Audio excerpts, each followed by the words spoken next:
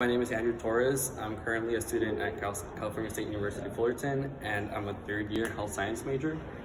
I currently want to become a physician assistant, and right now I am volunteering at St. Joseph Hospital, and I've been volunteering for 3 years. I currently volunteer in the pre-op surgery room, and I also volunteer in the medical telemetry room at St. Joseph. Question number one.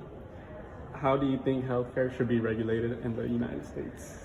Well, currently healthcare is regulated by the federal government, state governments, so I feel like there shouldn't be any more regulations, but I do know that in other countries such as Canada, Sweden, or I think possibly Germany, government also regulates it, but healthcare is free for all, so that means, well, for them, taxes, basically all taxes covers their healthcare, and I think the United States should incorporate more of that kind of ideal, so maybe reduce the cost of military and other tactics in order so healthcare can be more available for everybody. Number two, do you think there are major differences in how male and female patients get treated? Personally, I haven't seen any differences between male and female when it comes in terms of treatment or care, but there is a stigma that usually when females say they're in pain or when they ask for more medication for pain, other doctors, mainly male doctors, won't give them that medication and put that stigma that, oh, maybe they can't handle the pain, and maybe that's where differences can lie. But other than that, I believe that where I'm volunteering at, I haven't really seen any male or female differences, and everything's pretty much equal in terms of care, cost, coverage, and anything along those lines. What is the major health complication that many patients deal with? So one of the major health complications that I've experienced when I was in the medical telemetry floor is actually anything having to do with heart disease. So whether it was hypertension, arrhythmias, irregular heartbeats, tachycardia, any kind of things dealing with irregular heartbeats, I've seen that a lot of in terms of that floor. But in terms of my other floor, which was pre-op/surgery, I saw one of the major people have come in with was usually hernias, any type of hernias, gastrointestinal problems, and anything cancer related. Do you think that being a minority in the U.S. affects the way they get treated when it comes to illness? Personally, at St. Joseph Hospital, I haven't seen any discrimination towards minorities or any other ethnic group.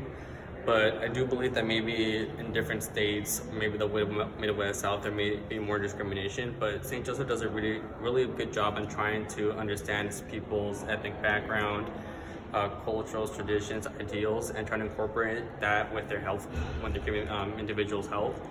I do know that many doctors around the world may lack that knowledge or to better treat patients, but St. Joseph does a really good job. One of the things they do provide is Spanish translators, so any patients that need better understanding of what the doctor or nurse is saying, Spanish translators have been a really good incorporation for that.